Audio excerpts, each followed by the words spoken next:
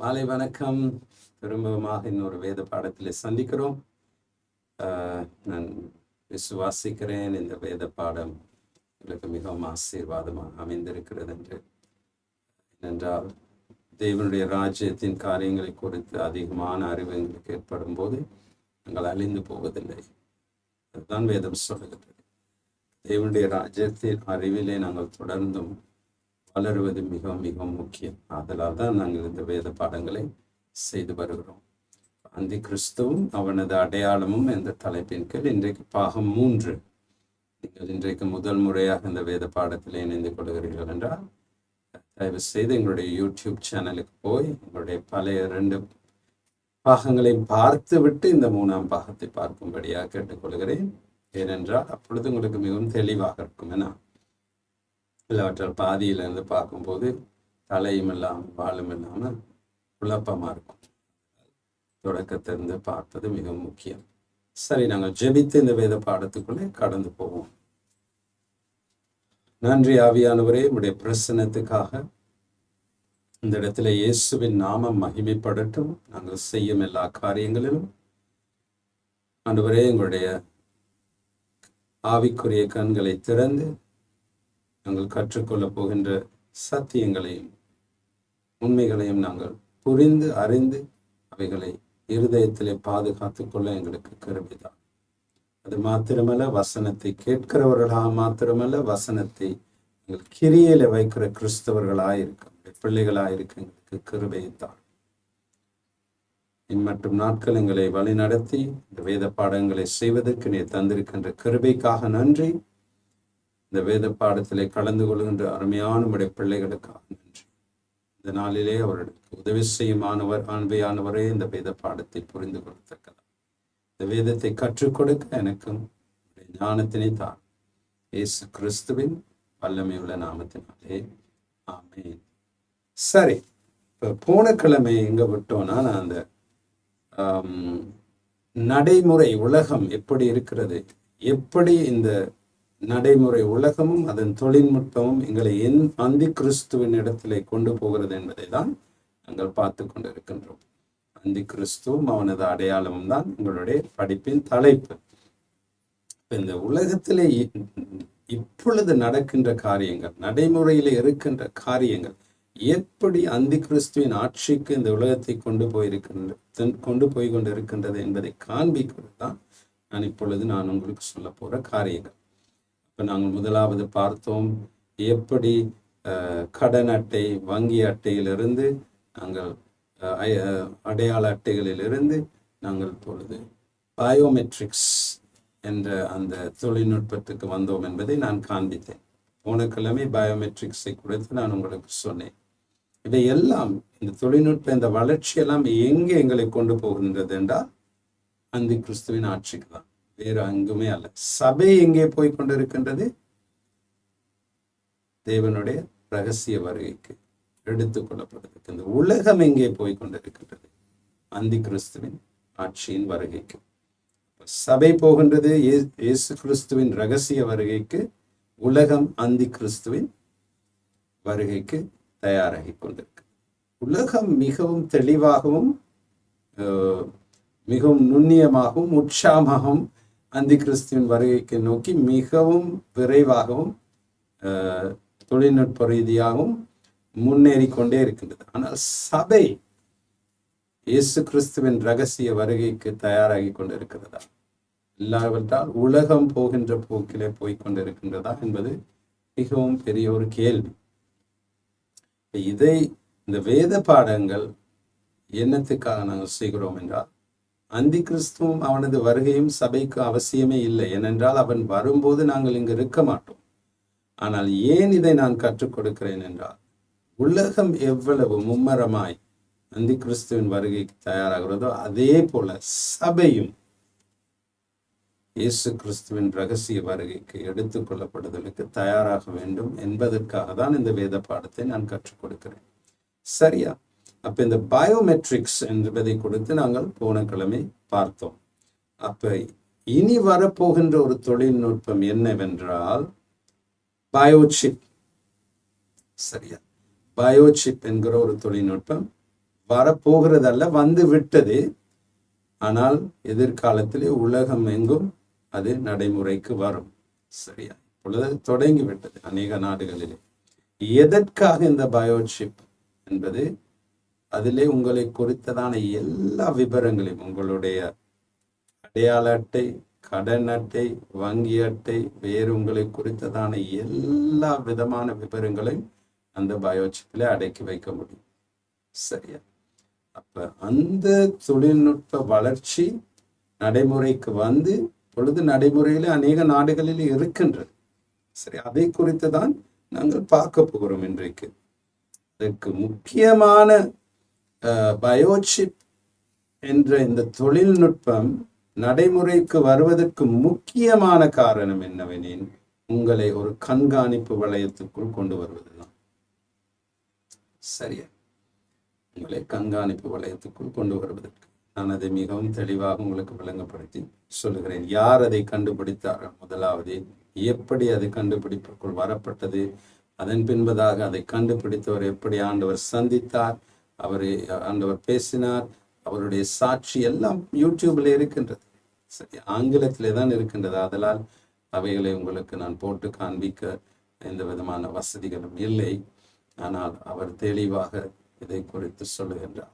ஏனென்றால் இப்பொழுது அவர் இன்னும் ஜீவிக்கிறாரா என்பது எனக்கு தெரியவில்லை. ஆனால் அவருடைய சாட்சிகளை ஆண்டவர் அவரை சந்தித்ததன் பின்பதாக அவர் உலகம் எங்கும் போய் தன்னுடைய சாட்சியை சொல்ல சொன்னார். அப்ப அவர் ஒரு ஊழியக்காரனாக மாறி, சுவிசேஷ ஊழியக்காரனாக மாறி அநேக இடங்களிலே போய் சாட்சிகளை பகிர்ந்து இந்த பயோசிப்பை குறித்து பேசினார். அதற்குரியதான ஆதாரங்கள் எல்லாம் யூடியூப்ல இருக்கின்றது. சரியா? அப்ப இந்த தற்போது இலங்கை தேசத்தை எடுத்துக்கொள்ளும், தற்போது இருக்கின்ற இந்த எங்களுடைய அடையாள அட்டை, கடன் அட்டை, வங்கி அட்டை மற்றும் பயோமெட்ரிக்ஸ், இவைகள் எல்லாம் ஒரு காலத்திலே அப்புறப்படுத்தப்பட்டு அவை எல்லாம் இந்த பயோசிப் சிஸ்டம் தொழில்நுட்ப முறை அறிமுகப்படுத்தப்படும். அது எதிர்காலத்திலே வரப்போகின்றது. வெளிப்படுத்தின விசேஷம் 13:16 வாசிப்போம். போன கிழமையும் நாங்கள் அதை வாசித்தோம். வெளிப்படுத்தின விசேஷம் 13ஆம் அதிகாரம் 16ஆம் வசனம். வேதத்தை கொண்டு வந்திருப்பீர்கள் என்று விசுவாசிக்கின்றேன். நோட்புக், பென், பென்சில் அதாவது எழுதி அவைகளை பின்பு வாசித்து நான் சொல்லுகிறது சரியா என்று ஆராய்ந்து பாருங்கள். அது என்றால் யாரு? அந்தி கிறிஸ்து. சிறியோர் பெரியோர், ஐஸ்வர்யவான்கள், தரித்திரர், சுயாதீனர், அடிமைகள், இவர்கள் யாவரும் தங்கள் தங்கள் வலது கையிலாவது நெற்றிகளிலாவது ஒரு முத்திரையை பெறும்படிக்கும். நெற்றியிலாவது வலது கரத்திலாவது ஒரு முத்திரையை பெறும்படிக்கும் என்பது இந்த தொழில்நுட்பம் தான் இனி வரப்போகின்ற தொழில்நுட்பம். அப்ப அந்தி கிறிஸ்து வர வேண்டும் என்றால் அவன் வருவதற்கு முன்பதாக இந்த தொழில்நுட்பம் நடைமுறையிலே இருக்க வேண்டும். அப்ப அவன் வந்த உடனே இதை கிரியைகளை வைப்பான். அப்ப இந்த தொழில்நுட்பம் இல்லாவிட்டால் அவன் வருவதற்கு இன்னும் அதிக நாட்கள் எடுக்கும். ஆனால் இந்த தொழில்நுட்பம் இப்பொழுதே வந்து விட்டது, நடைமுறையில் இருக்கின்றது. அப்ப இந்த பயோசிப் தொழில்நுட்பம் அநேக மேற்கத்திய நாடுகளில் இப்பொழுது ஜனங்கள் பாவிக்க ஆரம்பித்து விட்டார்கள். இந்த பயோசிப் என்பது ஒரு ஒரு அரிசி பருக்கையை விட கொஞ்சம் பெரிதாக இருக்கும். சரியா? எனக்கு அதை அந்த வீடியோக்களை போட்டு காண்பிக்க முடியாது. ஆனால் நீங்கள் ஒரு பயோசிப் என்று யூடியூப்ல இல்லாட்டி கூகுள்ல டைப் பண்ணி பார்த்தால் நீங்கள் பார்க்கலாம். ஒரு சின்ன அரிசி பருக்கையை விட கொஞ்சம் பெரிதாக தான் இருக்கும் இந்த பயோசிப். இன்னைக்கு அநேக கிறிஸ்தவர்கள், நான் ஆங்கிலத்தில் இந்த வேத பாடத்தை அநேக வருடங்களுக்கு முன்பதாக செய்தேன். 2019 நான் கடைசி கால இயேசு கிறிஸ்துவின் வருகை குறித்து ஆங்கிலத்திலே கற்றுக் கொடுத்து கொண்டு வருகிறேன். அதற்குரியதான அடையாளங்கள், எப்படி இஸ்ரவேல் தேசம் உங்களுக்கு ஒரு அடையாளமாக இருக்கின்றது கர்த்தருடைய வருகைக்காக, இந்த தொழில்நுட்ப வளர்ச்சிகள் அவற்றையும் குறித்து நான் கற்றுக் கொடுத்து கொண்டு வருகிறேன். அப்ப அநேக பேர் என்னிடத்துல கேட்பது, நாங்கள் பாஸ்டர் இந்த என்ஐசி கார்டு வைத்திருக்கிறோமே, அடையாள அட்டை வைத்திருக்கிறோமே, டுவல் சிட்டிசன்ஷிப் கார்டு வைத்திருக்கிறோமே, அதில் ஒரு அரசாங்கத்தின் சின்னம், பெயர், எங்களுடைய ஐடென்டி கார்டு நம்பர், அடையாள அட்டை நம்பர் எல்லாம் இருக்கின்றது. இது நாங்களுக்கு கர்த்தருக்கு விரோதமாக செய்கின்ற ஒரு பாவமா? இது அந்தி கிறிஸ்துவின் அடையாளமா? நாங்கள் எடுத்துக்கொள்ளப்படுதலே போவோமா என்று கேள்வி சிலருக்கு இருக்கலாம். இந்த அடையாள அட்டை, நீங்கள் இப்பொழுது வைத்திருக்கிற கடன் அட்டை, வங்கி அட்டை, அடையாள அட்டை, இவைகள் எல்லாம் பாவம் அல்ல. இவைகளை வைத்திருப்பதனால் நீங்கள் எடுத்துக்கொள்ளப்படுதலே போக மாட்டீர்கள் என்று சொல்ல முடியாது. இவைகள் எல்லாம் இனி வரப்போகிறதுக்கு ஒரு எச்சரிப்பா எங்களுக்கு இருக்கின்றது. எச்சரிப்பா எங்களுக்கு இருக்கிறது. அப்ப நாங்கள் கட்டாயமா பார்த்தோம், தற்போது இருக்கின்ற இந்த எங்களுடைய அடையாள அட்டையிலோ வங்கி கார்டிலோ அநேக குளறுபாடுகள், கோளாறுகள், பிரச்சனைகள் இருக்கின்றன. சரியா? அப்ப இதை நாங்கள், உலகம் என்ன செய்கின்றது, இதை அகற்றிவிட்டு எப்படி நாங்கள் மிகவும் ஒரு பாதுகாப்பான ஒரு ஸ்திரமான ஒரு தீர்வை இதற்கு நாங்கள் எப்படி கொண்டு வருவது என்பதை குறித்து உலகம் யோசித்து அதற்கு முன்னேறி கொண்டிருக்கின்றது. அப்ப நீங்கள் இந்த அடையாள அட்டை, வங்கி அட்டை அவைகளை வைத்திருப்பதில் பிரச்சனை இல்லை. ஆனால் என்றைக்கு இந்த பயோசிப் நடைமுறைக்கு வருகின்றதோ அதை நீங்கள் ஏற்றுக்கொள்ள முடியாது. சரி, இந்த வெளிப்புறமாக நீங்கள் இந்த அடையாள அட்டையோ உங்களுடைய வங்கி அட்டையோ கடன் அட்டையோ வைத்திருப்பதில் பிரச்சனை இல்லை. ஆனால் பயோசிப் இலங்கை தேசத்துக்கு என்னைக்கு வருகிறதோ, உங்களுடைய தேசத்துக்கு என்னைக்கு வருகிறதோ, அதை உங்களுடைய சரீரத்தில் புகுத்த வேண்டும் என்று சொல்லுகிறார்களோ அன்றைக்கு நீங்கள் அதை ஏற்றுக்கொள்ள முடியாது. சரி, அது வருவது முழுவதுமாய், உலகம் முழுவதுமாய் நடைமுறைக்கு வருவதற்கு முன்பு நாங்கள் சபை எடுத்துக்கொள்ளப்படும், அது நிச்சயம். சரியா?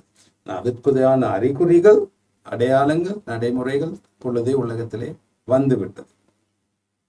இதை கட்டாயமா ஒரு நாள் இலங்கை தேசத்திலும் இந்த பயோசிப் தொழில்நுட்பம் கட்டாயமாய் அறிமுகப்படுத்தப்படும், பிற்காலத்திலே பலவந்தப்படுத்தப்படும் அந்தி கிறிஸ்துவின் காலத்திலே. அப்ப உங்களுடைய கிரெடிட் கார்டு, உங்களுடைய கடன் அட்டை, உங்களுடைய வங்கி அட்டை, உங்களுடைய ஐடென்டி கார்டு, உங்களுடைய மெடிக்கல் ரிப்போர்ட்ஸ், வைத்திய ரிப்போர்ட்ஸ்கள் எல்லாம், உங்களை குறித்தான சகல தகவல்களும் இந்த பயோ சிப்புக்குள்ளே அடக்கப்படும். சரியா? அப்ப வெளிப்படுத்தின விசேஷம் 13:16 இனி நடக்க போவது அல்ல, இப்பொழுது நடந்து கொண்டு இருக்கின்றது அநேக நாடுகளிலே. சரியா? இனி நடக்க போவது அல்ல இந்த காரியம், இனி இப்பொழுதே நடந்து கொண்டு இருக்கிறது. எங்கள் கண்களுக்கு முன்பதாக பயோசிப், இந்த வெளிப்படுத்தின விசேஷம் 13:16 நடைமுறையிலே இருக்கின்றது. அதே அநேக கிறிஸ்தவர்கள் காண்பதில்லை. அப்ப அது நடைமுறையில் இருக்கிறது என்றால் கட்டாயமாய் அந்தி கிறிஸ்துவின் வருகை மிகவும் சமீபம் என்பதை நாங்கள் புரிந்து கொள்ள வேண்டும். ஏனென்றால் இப்பொழுது அந்தி கிறிஸ்துவின் ஆவி இந்த உலகத்திலே கிரியை செய்து கொண்டிருக்கிறது என்று வேதம் தெளிவாக சொல்லுகின்றது. அப்ப அந்தி கிறிஸ்துவின் ஆவி என்ன செய்கின்றது? அவன் வருகைக்கு இந்த உலகை தயார்படுத்துகின்றது.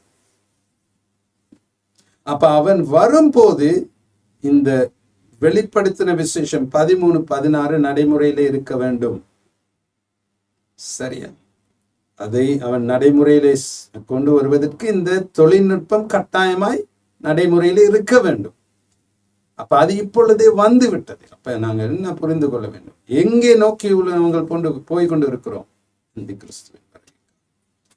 அப்ப வெளிப்படுத்தின விசேஷம் 13:16-17 திரும்பவும் வாசிப்போம். வெளிப்படுத்தின விசேஷம் 13ஆம் அதிகாரம் 16-17 வாசிப்போம். அது சிறியோர், பெரியோர், ஐஸ்வர்யவான்கள், தரித்திரர், சுயாதீனர், அடிமைகள், இவர்கள் யாவரும் தங்கள் தங்கள் வலது கைகளிலாவது நெற்றிகளிலாவது ஒரு முத்திரையை பெறும்படிக்கும் அந்த மிருகத்தின் முத்திரையாவது அதன் நாமத்தையாவது அதன் நாமத்தின் இலக்கத்தையாவது தரித்து கொள்ளுகிறவன் தவிர வேறொருவனும் கொல்லவும் விற்கவும் கூடாதபடிக்கும் செய்தது. இதிலே ஞானம் விளங்கும். அது அந்த வசனம் அவசியம் இல்லை. அப்ப இந்த பயோசிப் இல்லாமல் அந்தி கிறிஸ்துவின் காலத்திலே உங்களால் வாங்க முடியாது, விற்க முடியாது, ஒன்றுமே செய்ய முடியாது. சரியா? இப்ப இலங்கை தேசத்திலே அதிகமாக பணம் இல்லாமல் போய் கடன் அட்டை வந்து விட்டது, வங்கி அட்டை வந்து விட்டது. என்ன அது மிகவும் தெளிவாக தெரிகின்றது. இன்னும் கொஞ்ச காலம் போன பின்பு அநேக இடங்களிலே நீங்கள் போன உடனே பணம் எடுக்க முடியாது என்று சொல்லுவார்கள். வங்கி அட்டை மாத்திரம்தான் நாங்கள் எடுக்கிறோம். அந்த காலகட்டம் வரப்போகின்றது. அதை தாண்டி அதன் பின்பதாக என்ன சொல்லுவார்கள்? காசு எடுக்க மாட்டோம், பணம் எடுக்க மாட்டோம், வங்கி அட்டை எடுக்க மாட்டோம், பயோசிப் இருக்கிறதா? அது இல்லாவிட்டால் ஒன்றுமே செய்ய முடியாது. அதுதான் அந்தி கிறிஸ்துவின் காலம். சரியா? அப்ப இந்த பயோசிப்பை எடுத்துக்கொண்டால் சரியா, அதிலே 3 பாகங்கள் இருக்கும். ஒன்று வந்து சொல்லுவார்கள் டிரான்ஸ்பாண்டர். சரியா? அது தமிழிலே என்ன வார்த்தை என்று எனக்கு தெரியவில்லை. டிரான்ஸ்பாண்டர் என்ன செய்யும்? ரேடியோ சிக்னல்ஸை ரிசீவ் பண்ணி வானிலையிலே இந்த ரேடியோ சிக்னல்ஸ் இருக்கிறது. இன்னைக்கு டிவி நாங்கள் பார்க்கறதுக்கு வானிலையில் இருக்கிற அந்த ரேடியோ சிக்னல்ஸ் எடுத்து தான் நாங்கள் டிவியில் பார்க்குறோம். அதே மாதிரி டிரான்ஸ்பாண்டர் என்ற இந்த பயோசிப்புங்கிறது மிகவும் ஒரு அரிசி பருக்கையை விட கொஞ்சம் பெரிதானது. அதுக்குள்ளே டிரான்ஸ்பாண்டர் என்ற ஒன்று இருக்கும். அது வந்து இந்த ரேடியோ வானிலையில் இருக்கின்ற ரேடியோ சிக்னல்களை எடுத்து அதை மாற்றி சமீட்சையாக சிக்னல்ஸாக திரும்பமாக அனுப்பும். சரி, அந்த டிரான்ஸ்பாண்டர் இந்த பயோசிப்புக்குள்ளாக இருக்கின்றது. அது மாத்திரமல்ல, அதுக்குள்ளே ஒரு லித்தியம் பேட்டரி ஒன்று இருக்கின்றது. இதை நான் ஏன் விளங்கப்படுத்துறேன் என்றால், அது வேதத்துக்கு சம்பந்தமானது. இதனால் நடக்க போகும் ஒரு காரியம் வேதத்திலே கூறப்பட்டிருக்கிறது. சரியா? டிரான்ஸ்பாண்டர் என்றால் ரேடியோ சிக்னல்ஸை எடுத்து அதனை மாற்றி சமிக்கைகளாக சிக்னல்ஸாக திரும்ப அது அனுப்பும். மற்றது லித்தியம் பேட்டரி. அடுத்தது ஒரு கம்ப்யூட்டர் சிப் ஒன்று இருக்கும். அந்த சிப்பில் உங்களை குறித்ததான எந்த விதமான தகவல்களையும் அதில் அடக்கி வைக்கலாம், எவ்வளவு வேண்டுமானால். சரியா? அப்ப RFD என்று சொல்லுவார்கள், ரேடியோ ஃப்ரீக்வன்சி ஐடென்டிஃபிகேஷன், RFD. அப்போ இந்த டிரான்ஸ்பாண்டர் என்ன செய்யும்? ரேடியோ ஃப்ரீக்வன்சி எடுத்து திரும்பமாக அது அனுப்பும். அப்ப இந்த ரேடியோ ஃப்ரீக்வன்சி ஐடென்டிஃபிகேஷன் RFD என்பது இந்த டிரான்ஸ்பாண்டர் கூட நடக்கும் காரியம் என்னவென்றால், ஒருவருடைய நடவடிக்கைகளை கண்காணிப்பது. சரியா? சேட்டலைட் அநேக சேட்டலைட்டுக்கு தமிழில் என்ன வார்த்தை என்று எனக்கு தெரியவில்லை. அநேக சேட்டலைட்டுகள் வானிலையில் இருக்கின்றன. அப்ப அந்த சேட்டலைட்டு கூட இந்த டிரான்ஸ்பாண்டரை பயன்படுத்தி ஒருவருடைய நடவடிக்கைகளை நுண்ணியமாக கவனிக்க முடியும். சரியா? அப்ப இந்த டிரான்ஸ்பாண்டரு கூட எல்லோரும் இந்த பயோசிப்பை சரீரத்திலே ஏற்றுக்கொள்கிறவர்கள் இந்த டிரான்ஸ்பாண்டரு கூட உலகத்திலே எங்கு இருந்தாலும் அவர்கள் எங்கு போகிறார்கள், என்ன செய்கிறார்கள், என்ன செய்து கொண்டு இருக்கிறார்கள், எந்த இடத்துல இருக்கிறார்கள், எங்கு நோக்கி நகர்ந்து கொண்டு இருக்கிறார்கள், எல்லாத்தையும் நுண்ணியமாக கவனிக்க முடியும். சேட்டலைட்டை பாவித்து இந்த டிரான்ஸ்பாண்டரு கூட. இப்போ ரேடியோ ஃப்ரீக்வன்சி ஐடென்டிஃபிகேஷன் என்பது அதுதான். சரியா? அதனால் உங்களால் ஒளிந்திருக்கவே முடியாது.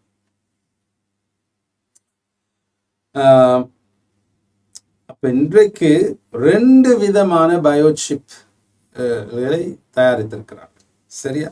ஒன்று மிருகங்களுக்கு, மற்றொன்று மனிதர்களுக்கு. சரியா? அப்ப மிருகங்களின் மேல் இந்த பயோசிப் பொருத்தப்பட்டு அவைகள் பரிசோதிக்கப்பட்டு நிரூபிக்கவும் பட்டுவிட்டது. இதை நாங்கள் பாவிக்க முடியும் என்று.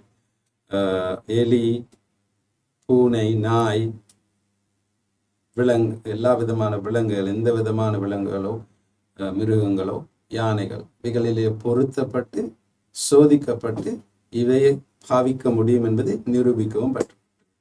சரியா? 2012 இந்திய தேசத்திலே இந்த சிப்புகள், பயோசிப்புகள் நாய்களுக்கு பொருத்தப்பட்டது. சரியா? ஐரோப்பிய நாடுகளை நீங்கள் எடுத்துக்கொண்டால் இது ஒரு சட்டமாகவும் மாறிவிட்டது.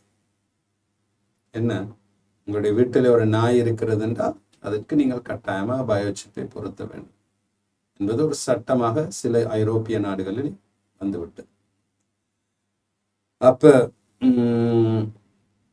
உங்களுடைய வீட்டில் ஒரு நாய் இருக்கிறது என்று வைத்துக் கொள்வோமே, இந்த பயோசிப்பை அதில் இந்த நாய்க்கு பொருத்தி விட்டால் அதற்கென்ற ஒரு ஆப் ஒன்று இருக்கின்றது. இன்னைக்கு அநேக உங்களுடைய ஃபோனை எடுத்துக்கொண்டா அநேக ஆப்ஸ் இருக்குன்னா அது மாதிரி இந்த இந்த பயோசிப்புக்கான ஒரு ஆப் ஒன்று இருக்கின்றது. இன்னைக்கு ஸ்மார்ட் வாட்ச் ஒன்று, அநேகர் ஸ்மார்ட் வாட்ச் பாவிக்கிறீங்கன்னா ஸ்மார்ட் வாட்சையும் இந்த ஃபோனையும் கனெக்ட் பண்ணுறதுக்கு முடியும். சரி, அப்போ அது ஃபோனை இந்த ஸ்மார்ட் வாட்சோட கனெக்ட் பண்ண வேண்டும் என்றால் நீங்கள் அந்த ஸ்மார்ட் வாட்சுக்கு சம்பந்தமான ஆப்பை டவுன்லோட் பண்ண வேண்டும் இந்த ஃபோனில். அதன் பின்பதாக ரெண்டையும் கனெக்ட் பண்ணி கொள்ளலாம். அப்போ இதில் வார மெசேஜ்களை இதில் பார்க்கலாம், இதில் வார மெசேஜ் இதில் பார்க்கலாம், ரெண்டும் சம்பந்தப்படுத்தப்படும்.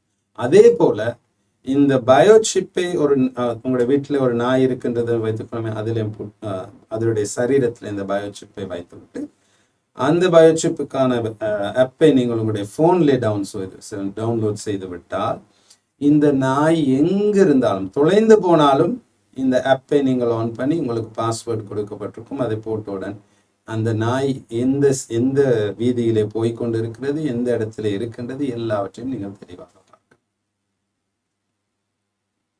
அப்ப இதுதான் இந்த பயோசிப்பின் பயங்கரமான ஒரு காரியம். இப்ப இதை மிருகங்கள் மேல் பாவித்து சோதித்து உறுதிப்படுத்தி விட்டார்கள். பிரச்சனைகளை இதை நாங்கள் தாராளமாக பாவிக்கலாம். சரியா? எனக்கு நினைவிற்கு, நான் சிறிய காலத்தில் நுவரெலியாவில் வசிக்கும் போது நாய்களுக்கு ஒரு பெல்ட் ஒன்று போடுவாங்க. ஏன்னா அது அந்த நாய்க்குரிய அடையாளங்கள். மற்றபடி நான் மாடுகளை பார்த்துருக்கேன். மாடுகளில் ஒரு தகர துண்டில் அதில் காதிலோ போட்டிருப்பாங்க. அது என்ன, இவருக்கு சொந்தமானது, இந்த நம்பர் அதில் இருக்கும், இவர் தான் இதனை உரிமையாளர் என்பது நிரூபிப்பதற்காக தகரத்திலே ஒரு அந்த ஐடென்டிஃபிகேஷன் அடையாளத்தை ஒன்றே போட்டிருப்பார். நாய்களுக்கு பெல்ட் போட்டிருப்பார். இப்போ அதையெல்லாம் தாண்டி பயோசிப்புக்கு வந்து விட்டோம். சரியா? அப்ப என்ன செய்வார்கள், இந்த நாய்க்கு ஒரு நாயை அடையாளம் காண்பதற்காக ஒரு எண்ணிக்கை கொடுப்பார். சரியா? அப்ப நீங்கள் அந்த ஆப், உங்களுடைய போன்ல இருக்கிற அந்த ஆப்பை ஓபன் பண்ணி அதில் உங்களுடைய நாயினுடைய அந்த கொடுக்கப்பட்ட இலக்கத்தை போடும்போது அந்த நாய் எங்கே இருந்தாலும் என்ன செய்கிறது என்பதை நீங்கள் பார்க்கலாம். இன்றைக்கு 5G தொழில்நுட்பத்தின் கீழே படங்களையும் பார்க்கலாம். அப்போ அந்த நாய் உங்கள் வீட்டை விட்டு ஓடி, இப்போ என்னோட வீட்டில் ஒரு நாய் இருக்கிறது என்று வைத்துக்கொள்ளுமே, நான் தெய்வலையில் இருக்கிறேன், மெண்டவர் பிளேஸில் இருக்கிறேன். அந்த நாய் ஓடி வீட்டை விட்டிருந்து ஓடி வெள்ளவத்தைக்கு விவேகானந்த ரோட்டில் போய் கொண்டு இருக்கிறேன்னா, நான் அந்த ஆப், இந்த பயோ சிப் சிஸ்டம் என்னிடத்துல இருந்துச்சுன்னா அந்த ஆப்பை நான் போய் நாய்க்கு எனக்கு கொடுத்துருக்க நாய்க்கு அடையாள இலக்கத்தை போடும்போது அது காண்பிக்கும் நாய் விவேகானந்த ரோட்ல அலைஞ்சு கொண்டு இருக்கிறது. டக்குன்னு போய் பிடிச்சது. அவ்வளவு தூரம் தொழில்நுட்பம் முன்னேறிவிட்டது. இதை மனிதர்களுக்கு பாவிக்கிறார்கள். இப்பொழுது மிருகத்தை தாண்டி மனிதர்களுக்கு வந்து விட்டார். அப்ப இதன் நோக்கம் என்ன? அருமையான தேவ ஜனங்களே, இந்த பயோசிப்பை பிசாசானவன் கொண்டு வருவதற்கான நோக்கம் என்ன? அந்தி கிறிஸ்துவின் ஆட்சியின் காலத்திலே எல்லோரும் ஒரு கண்காணிப்பு வளையத்துக்குள் வர வேண்டும் என்பதுதான் அவருடைய நோக்கம். யாராலும் ஒளிந்திருக்க முடியாது. இப்ப நீங்க அந்தி கிறிஸ்துவின் காலத்திலே வீட்டுக்குள்ள ஒளிஞ்சு ஜெபிக்கிறீங்கன்னா டக்குன்னு பிடிச்சிருவாங்க. எங்குமே ஒளிந்து ஒண்ணுமே செய்ய முடியாது. அப்ப தேவனுக்காக ரகசிய வருகையிலே கைவிடப்பட்டால் அந்த கிறிஸ்துவின் 7 வருட ஆட்சியிலே ஒளிந்து ஒன்றையும் செய்ய முடியாது. ஏன்னா அவ்வளவு தூரம் தொழில்நுட்பம் முன்னேறி இந்த பயோசிப் தொழில்நுட்பம் வந்துவிடும். சரி, இப்ப இன்றைக்கு ஊபர்ல நீங்க சாப்பாடு ஆர்டர் பண்றீங்க தானே, ஊபர் இல்லாட்டி பிக்மீல. அப்ப மோட்டர் பைக்ல எங்கடா வந்துகிட்டு இருக்கான்னு பார்த்துக்கிட்டு இருப்பீங்கன்னா, பாருங்களேன் இன்னும் வெள்ள வத்தையில நிக்கிறான், இவ்வளவு பசியா இருக்கு அப்படின்னு எப்படி ட்ரெக் பண்றீங்க? கொஞ்சம் யோசித்து பாருங்க. நடைமுறையில இருக்கின்றது. இதே மாதிரிதான் ஒரு காலத்திலே உங்களையும் கண்காணிப்புக்குள் கொண்டு வருவார். சரியா? இந்த போன் எல்லாம் போய் கடைசியில போன் உங்களுடைய சரீரத்துக்குள்ளே வச்சிருவாங்க. எந்த நேரமும் அதெல்லாம் நடைமுறைக்கு பொழுது வந்து விட்டது. அந்த தொழில்நுட்பங்கள் இன்னும் அதை அதிகமாக டெவலப் பண்ணி இன்னும் ஃபைன் டியூன் பண்ணி இன்னும் செய்ய வேண்டிய காரியம் மாத்திரம்தான் இருக்குது.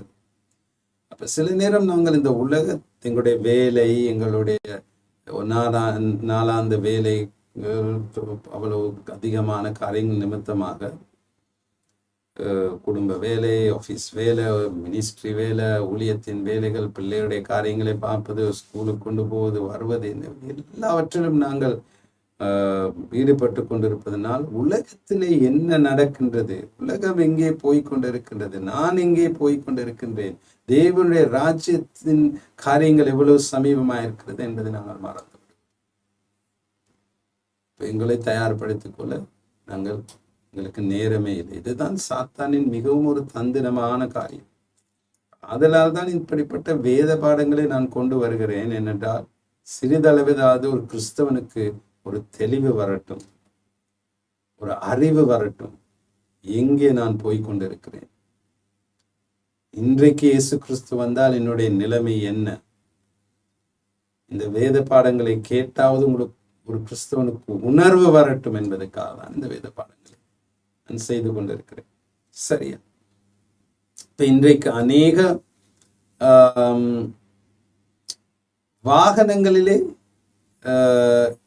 வாகனங்களின் நடத்தைகளை, எங்கு போகிறது எங்கு வருகிறது என்பதை கண்காணிப்பதற்கு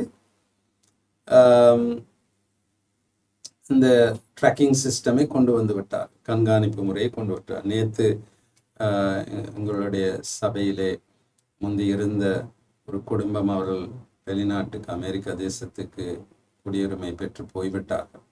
ஆனால் அவருடைய பிஸ்னஸ் இன்னும் இங்கு செய்து கொண்டு தான் இருக்கிறார். அவருடைய பிஸ்னஸ் என்ன, ரெண்ட் அ கார், வாடகைக்கு வாகனங்களை விடுதல். அப்ப அவர்கள் என்ன செய்திருக்கிறார்கள், வாடகைக்கு வாகனங்களை விடும்போது அதுக்குள்ளே ஜிபிஎஸ் ட்ராக்கிங் சிஸ்டமே போட்டு வைத்திருக்கிறார். அப்ப அந்த வாகனம் எங்கு போகிறது, எங்கு இருக்கிறது, எல்லாவற்றையும் அவர்களால் அங்கிருந்தே கவனிக்க முடியும். அமெரிக்காவில் இருந்து இலங்கை தேசத்திலே அவர்களுக்கு இருக்கின்ற அவர்களுடைய போன்ல இருக்கிற ஆப்பிலே இந்த வாகன நம்பரை போட்டோன்னு எங்க வாகனம் ஓடிக்கொண்டு இருக்கிறது என்பதை கண்காணிக்க முடியும். ஒருத்தர் வாகனத்தை எடுத்துட்டு வாடகை கட்டாம ஒளிஞ்சு அங்கிட்டு இங்கிட்டு ஓடிக்கிட்டு இருந்தாரு, பிடிச்சிட்டாங்க காலில் வச்சு. அந்த அவருக்கு தெரியாது ஜிபிஎஸ் ட்ராக்கிங் சிஸ்டம் போட்டு வச்சிருக்காங்க. ஆள் அழகாக காலியில் வச்சு பிடிச்சி வாகனத்தை எடுத்துட்டாங்க. அப்ப இப்படிதான் மனுஷர்களை கண்காணிப்புக்குள் கொண்டு வர போகிறார். இப்ப மிருகங்கள் மேல் வந்து விட்டது, வாகனங்கள் மேல் பாவிக்கிறோம், ஊபரை பாவிக்கிறோம், இதுல எல்லாவற்றிலும் இது மனிதர்கள் மேல் வரப்போகின்றது. சரியா? அப்ப அது மிருகங்கள் மேல் மிகவும் சாத்தியமாக இது நடைபெற்று கொண்டு வருகின்றது. கடல் அடியிலே இருக்கின்ற பெரிய மீன்கள் இவைகளை புகுத்தி அவைகளுடைய நடவடிக்கைகளை கவனிக்கிறார்கள். பறவைகள் இவைகளிலே இந்த பயோசிப்புகளை போட்டு அவைகளை கவனிக்கிறார்கள். அப்ப மிருகங்களின் மேல் இந்த பயோசிப் மிகவும் தெளிவாக பாவிக்கப்பட்டு உறுதி செய்யப்பட்டு விட்டது. அப்ப இனி மனுஷன்தான் அது சொல்லுவாங்க, human trafficking system, human tracking, மனித கண்காணிப்பு. அப்ப இப்ப இருக்கின்ற 5G டெக்னாலஜி கூடாக அது கட்டாயமாக வெகு சீக்கிரத்திலே வரப்போகின்றது. இன்னைக்கு அநேக விதமான விசேஷமான இணையதளங்கள் இருக்கின்றன. அதற்கூடாக 5G சிஸ்டமை பாவித்து, இந்த பயோசிப்பை பாவித்து உங்களை மிகவும் தெளிவாக கண்காணிக்கலாம். அந்த இடத்துக்கு உலகம் வந்துவிட்டது. சரியா? அப்ப 24 மணித்தியாலம் 7 நாட்கள் நீங்கள் தொடர்ந்தும் கண்காணிக்கப்படுகிறீர்கள் என்றால் உங்களுடைய சுதந்திரம் எங்கே? மனுஷனுக்கு இருக்கிற சுதந்திரமே இல்லாமல் போய்விட போகின்றது. அப்ப இதற்கு முன்பே சில வருடங்களுக்கு முன்பதாக இந்த தொழில்நுட்பம் அறிமுகப்படுத்தப்பட்ட போது அநேகர் இதுக்கு விரோதமாக புரட்சி செய்தார். சரியா? மேற்கத்திய நாடுகளிலே இது இது இது சார் இதை அறிமுகப்படுத்தின அந்த நிறுவனத்துக்கு எதிராக அநேக புரட்சிகளை செய்தார்கள். ஏனென்றால் இது எங்களுடைய சுயாதீனத்தை இல்லாமல் என்றது, எங்களுடைய சுதந்திரம் இல்லாமல் போகின்றது, எங்களுக்கு தனி உரிமை இல்லை என்று அநேக புரட்சி செய்தார்கள். கொஞ்சம் யோசித்து பாருங்கள். 24 மணித்தியாலம் 7 நாட்கள் யாராவது உங்களை பார்த்து கொண்டே இருக்கிறார் என்றால் எப்படி இருக்கும்? எவ்வளவு ஒரு மனதில் ஒரு உளைச்சலாக இருக்கும். அது பாத்ரூம்ல குளிக்க போனாலும் யாரும் பார்த்து கொண்டு இருக்கிறாங்களோன்னு இருக்கும். வீட்டில் இருக்கிற நேரம் என்ன ஒன்றும் செய்ய முடியாது, யாரும் பார்த்து கொண்டு இருக்கிறாங்களோன்னு இருக்கும். இது ஒரு மனதிலே ஒரு பைத்தியமாய் மாறிவிடும். அவ்வளவு ஒரு மன உளைச்சலை கொண்டு வரும். அப்ப உங்களுக்கு என்று ஒரு தனி உரிமையே இல்லாமல் போய்விடும். இதை யோசித்து அநேகர் பைத்தியக்காரர்களாய் மாறிவிடுவார்.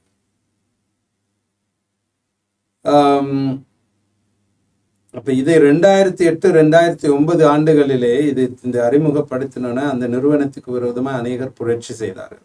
அப்ப அது ஒரு நீதிமன்றத்திலே இந்த வழக்கு வந்த போது அந்த நீதிபதி கேட்டார், அந்த கம்பெனியை பார்த்து, அந்த நிறுவனத்தை பார்த்து, யார் இதை ஏற்றுக்கொள்ள போகிறார்கள்? நீங்கள் கொண்டு வருகிற இந்த தொழில்நுட்பத்தை யார் ஏற்றுக்கொள்ள போகிறார்கள் என்று அப்பொழுது கேட்டபோது அவர்கள் சொன்னார்கள், யார் யார் ஏற்றுக்கொள்கிறார்களோ அவர்களுக்கு நாங்கள் இதை அறிமுகப்படுத்துவோம். அப்ப நீதிபதி கேட்டார், யார் ஏற்றுக்கொள்ள போகிறார்கள் சொல்லுங்க பார்ப்போம். அவர்கள் சொன்னார்கள், ஐசியூல இருக்கிற பேஷண்ட்ஸ், ஐசியூல இருக்கிற நோயாளிகள், அவர்களை ஏற்றுக்கொள்வார்கள். ஏனென்றால் அவர்களை 24 மணித்தியாலம் 7 நாட்கள் தொடர்ந்து கவனிக்க வேண்டும். இராணுவத்தில் இருக்கிற இராணுவ வீரர்கள் ஏற்றுக்கொள்வார். ஏனென்றால் அவர் யுத்த களத்துக்கு போகும்போது அவர்களுக்கு என்ன நடக்கிறது, எங்கு இருக்கிறார்கள் என்பதையெல்லாம் கவனிப்பதற்கு. அப்பொழுது அதன் அடிப்படையிலே அன்று நீதிமன்றம் அவர்களுக்கு அனுமதி வழங்கியது. ஆனால் இன்றைய காலகட்டத்திலே பார்க்கும்போது இது ஒரு ஃபேஷனா மாறிவிட்டது. இன்னைக்கு எங்களுடைய வாலிபர்கள் மத்தியிலே இந்த சிப்பை போட்டுக்கொள்வது ஒரு ஃபேஷன். ஒரு பேர் அது ஒரு அம்மா நான் போட்டிருக்கேன்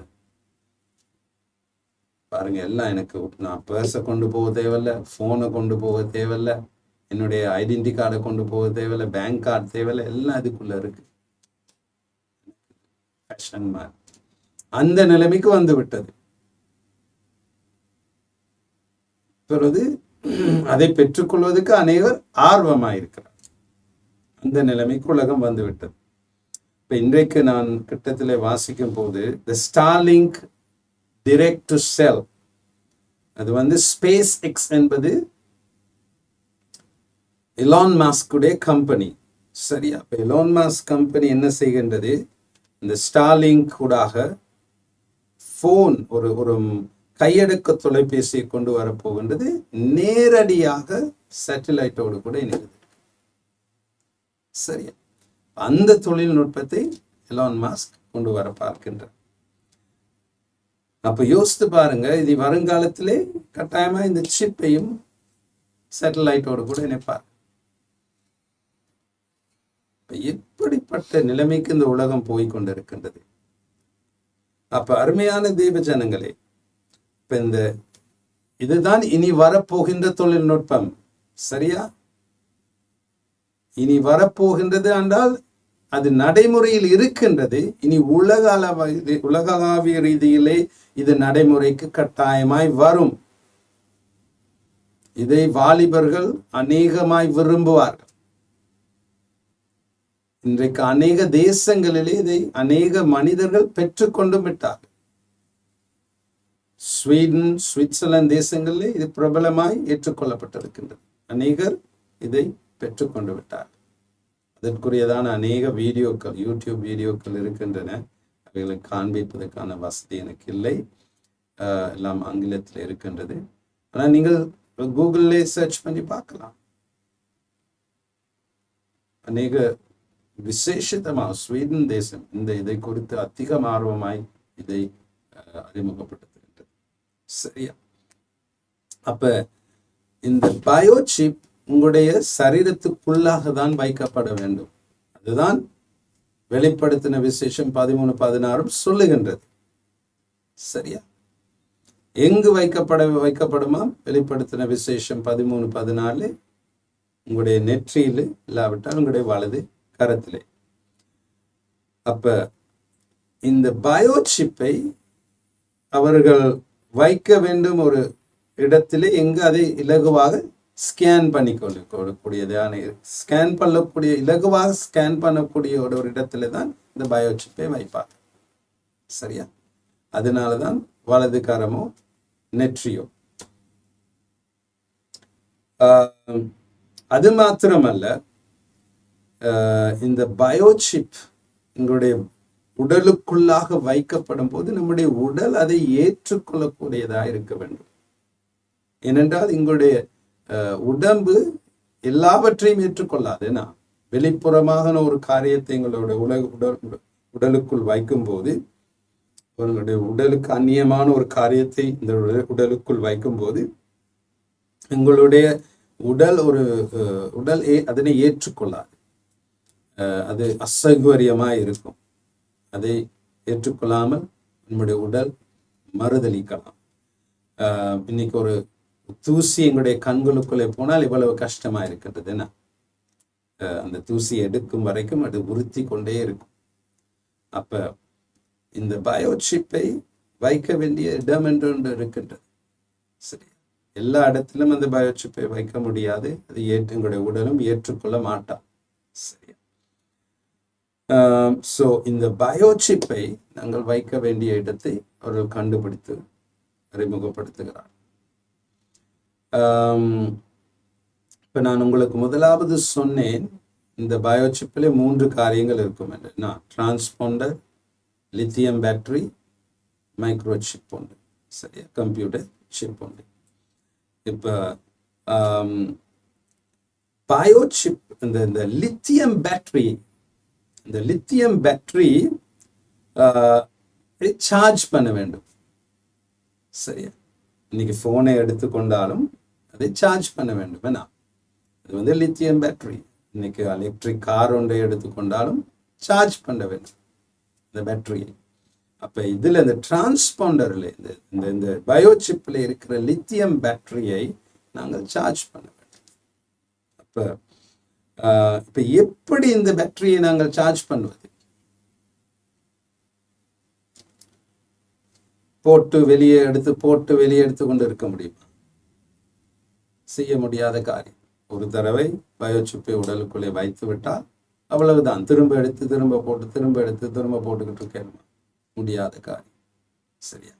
அப்ப இன்றைக்கு நம்முடைய சரீரத்தை எடுத்துக்கொண்டால் மின்காந்த சக்தி, எங்களுடைய சரீரத்தில் மின்காந்த சக்தி இருக்கின்றது. சொல்வார்கள் எலக்ட்ரோ மேக்னெட்டிக் ஃபோர்ஸ் என்று ஆங்கிலத்திலே சொல்வார்கள். மின்காந்த சக்தி சரியான இடத்தை எங்களுடைய சரீரத்திலே கண்டுபிடித்து அந்த இடத்திலே பார்த்தால் அங்கு மின்காந்த சக்தி இருக்கும். Electro magnetic. அப்ப அந்த எலக்ட்ரோ மேக்னெட்டிக் மின்காந்த சக்தி எங்கு சரியாக இருக்கிறது என்று வாசித்து கண்டுபிடிக்கலாம். அதே இடத்திலே அந்த அந்த பயோசிப்பை வைக்கும் போது பேட்டரி சார்ஜ் ஆகும். இப்படி ஒரு கண்டுபிடிப்பு பாருங்க. இந்த மின்காந்த சக்தி எங்கள் உடலுக்குள்ளாக இருக்கின்ற மின்காந்த சக்தி கூடாக இந்த சரியான இடத்திலே அந்த பயோசிப்பை வைக்கும் போது அந்த பேட்டரி சார்ஜ் ஆகும் என்பதை விஞ்ஞான ரீதியாக கண்டுபிடித்து விட்டார். அதனால்தான் வேதம் சொல்லுகின்றது. சங்கீதம் 139:14 வாசிப்போம். சங்கீதம் 139:14 என்ன சொல்லுகின்றது என்று. வேதம் மிகவும் அருமையான ஒரு புத்தகம், அருமையான தேவச்சனங்களே. ஏனென்றால் இதில் சொல்லப்பட்ட காரியங்கள் எவ்வளவு வியப்பை நம்மளுக்கு கொண்டு வரும். சங்கீதம் 139:14 என்ன சொல்லுகின்றது? நான் பிரமிக்கத்தக்க அதிசயமாய் உண்டாக்கப்பட்டபடியால் உம்மை துதிப்பேன். உமது கிரியைகள் அதிசயமானவைகள், அதன் ஆத்துமாவுக்கு நன்றாய் தெரியும். நான் பிரமிக்கத்தக்க அதிசயமாய் உண்டாக்கப்பட்டபடியால், அவ்வளவு பிரமிக்கத்தக்க விதத்திலே அதிசயமாய் ஆண்டவர் எங்களுடைய இந்த சரீரத்தை உருவாக்கி இருக்கின்றார். ஆங்கிலத்தில் சொல்லப்படும் I am fearfully and wonderfully made. அவ்வளவு பிரமிக்கத்தக்க விதத்தில் இந்த சரீரத்தை தேவன் படைத்திருக்கார். அப்ப பாருங்க, உங்களுடைய சரீரத்தின் உள்ளாக மின்காந்த சக்தி இருக்கின்றது. அப்ப விஞ்ஞான ரீதியாக அவர்கள் இப்பொழுது என்னத்தை கண்டுபிடித்திருக்கிறார்கள்? இந்த மின்காந்த சக்தியை பயன்படுத்தி இந்த லித்தியம் பேட்டரியை சார்ஜ் பண்ணலாம். சரியான இடத்துல எங்கு மின்காந்த சக்தி எந்த அளவிலே இருக்கின்றதோ அந்த இடத்துல இதை வைக்கும் போது இந்த லித்தியம் பேட்டரி சார்ஜ் ஆகும் என்பதை விஞ்ஞான ரீதியாக கண்டுபிடித்து விட்டார். அப்ப டாக்டர் கார்ல் சாண்டர்ஸ், எவ்வளவு நேரம் இருக்கு ஜக்கி? அப்ப சரி, நான் டாக்டர் கார்ல் சாண்டர்ஸ் உடைய கதை, அவருடைய சுயசரிதை கதையை நான் அடுத்த கிழமை சொல்லுகின்றேன். இல்லாவிட்டால் அரவாசியிலே நான் நிறுத்த வேண்டிய. டாக்டர் கார்ல் சாண்டர்ஸ் தான் இந்த பயோசிப்பை கண்டுபிடித்தவர் முதலாவதாக. அவருடைய சுயசரிதையை நாங்கள் வாசிக்கும் போது, அவருடைய சாட்சியை நாங்கள் கேட்கும் போது மிகவும் ஆச்சரியமான ஒரு காரியம். அப்படி ஒரு காரியத்தை தேவனுடைய வாழ்க்கையிலே செய்தார். அப்ப இந்த பயோசிப் அதை கண்டுபிடித்தவர் அவர்தான். இப்ப அடுத்த கிழமை நாங்கள் இதை குறித்து நாங்கள் கற்றுக்கொள்வோம். சரியா? ஏனென்றால்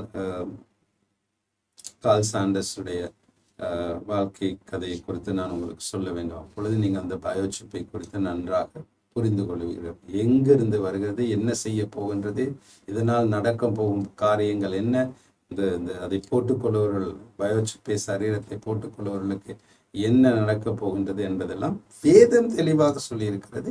கார்ல் சாண்டர்ஸும் அதை உறுதிப்படுத்துகின்றார், அதை கண்டுபிடித்தவர். சரியா? அப்ப இன்றைக்கு வேத பாடத்தை நாங்கள் இங்கே முடித்துக் கொள்வோம். அடுத்த கிழமை நாங்கள் ஆரம்பிப்போம்.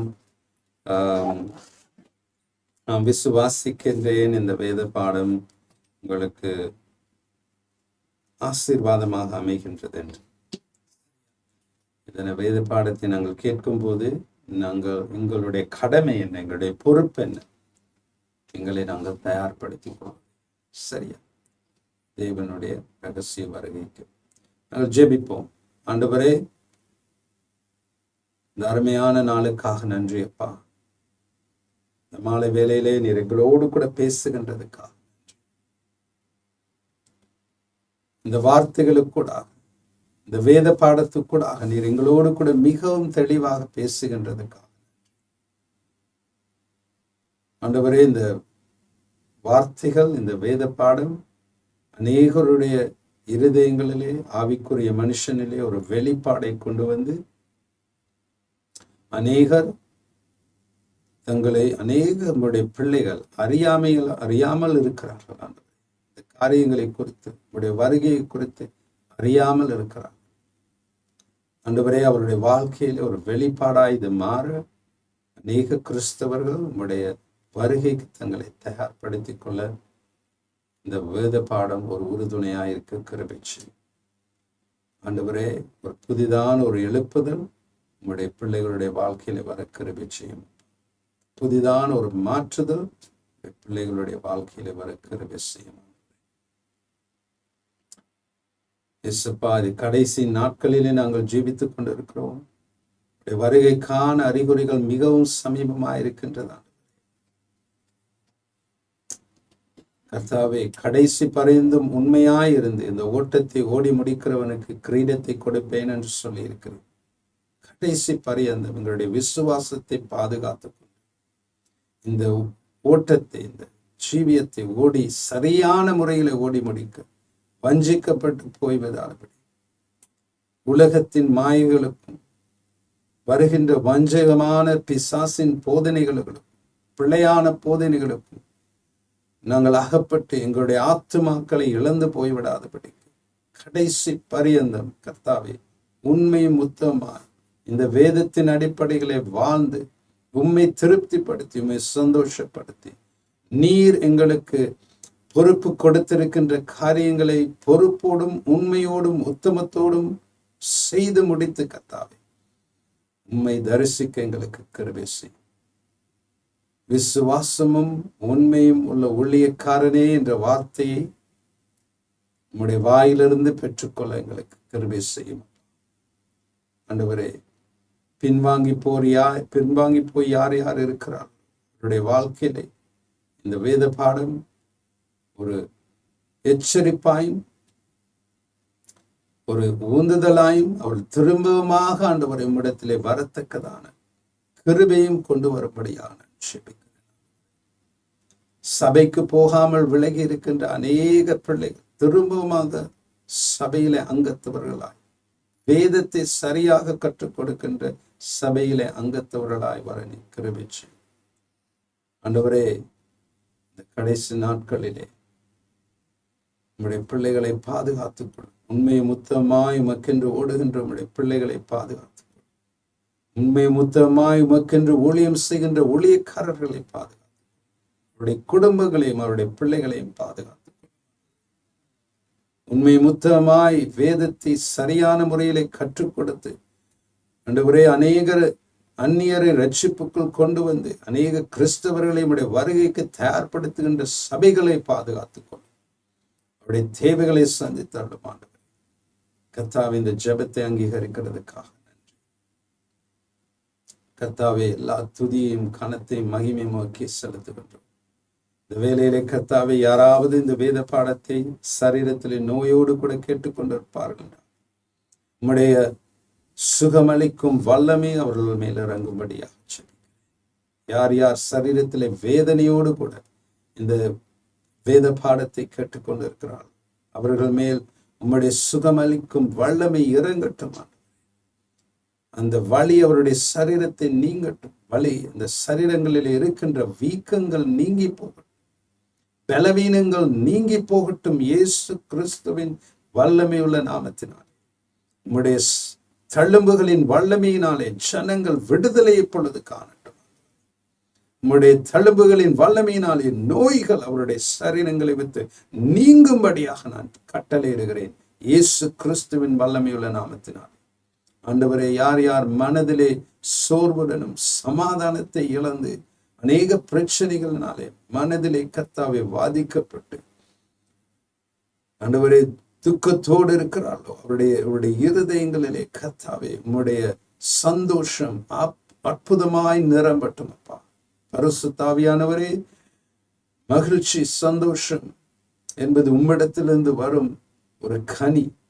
அந்த சந்தோஷத்தினால் உம்முடைய பிள்ளைகளை நிரப்பும், சமாதானத்தினால் உம்முடைய பிள்ளைகளை நிரப்பும். ஆண்டவரே, அவர்கள் சோர்வற்றிருக்கும் இந்த வேளையிலே அவர்களை பலப்படுத்தும். உங்களுடைய பலப்படுத்துகின்ற பிரசன்னம் அவர்கள் மேல் வரும்படியாச்சு. அதே போல் கர்த்தாவே, அநேக பெற்றோர்கள் தங்களுடைய பிள்ளைகளை குறித்து மிகவும் வேதனையோடும் கஷ்டத்தோடும் கண்ணீரோடும் ஜெபிக்கிறார்களாம்.